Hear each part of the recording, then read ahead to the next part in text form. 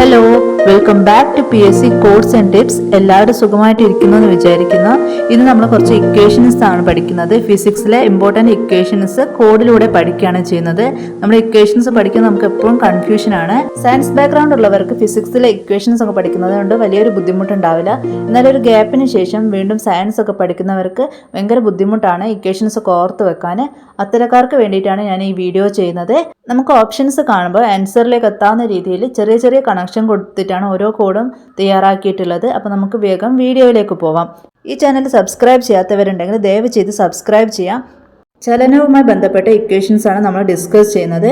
First equation, വേഗത ദൂരം by സമയം. വേഗത കാണാൻ ദൂരത്തെ സമയം കൊണ്ട് ഡിവൈഡ് ചെയ്യാണ് വേണ്ടത്. അപ്പോൾ നമുക്കിത് എങ്ങനെ കണക്ട് ചെയ്യാം നോക്കാം. നമുക്കറിയാം വേഗത്തിൽ പോയാൽ ദൂരെ സമയത്തിന് എത്താം എന്നുള്ളത്. നമുക്ക് ദൂരത്ത് എവിടെയെങ്കിലും പോകണമെങ്കിൽ നമ്മൾ വേഗത്തിൽ പോകും. അപ്പം അത് തന്നെയാണ് ഇവിടുത്തെ കണക്ഷന്. വേഗത്തിൽ പോയാൽ ദൂരെ സമയത്തിന് എത്താം എന്നോർക്കുക. അടുത്തത് നമ്മൾ പഠിക്കുന്നത് പ്രവേഗം കാണാനുള്ള ഇക്വേഷൻ ആണ്. പ്രവേഗം കാണാൻ സ്ഥാനാന്തരം ബൈ സമയം.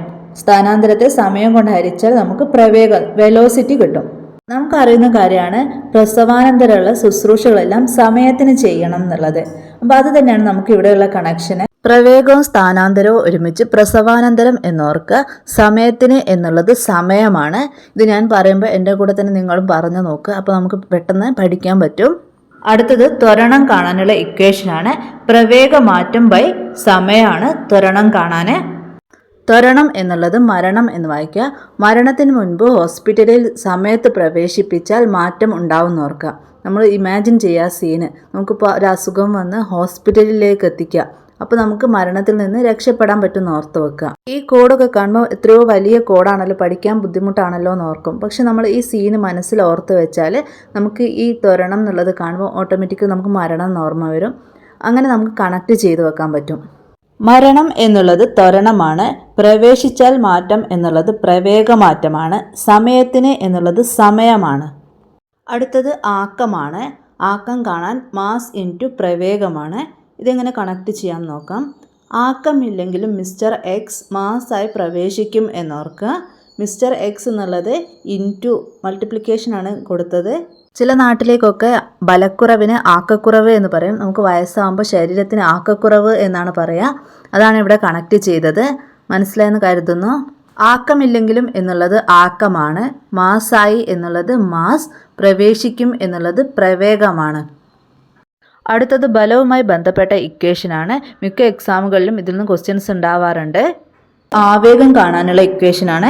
ആവേഗം കാണാൻ ബലം ഇൻറ്റു സമയം. ഇതെങ്ങനെ കണക്ട് ചെയ്യാം നോക്കാം.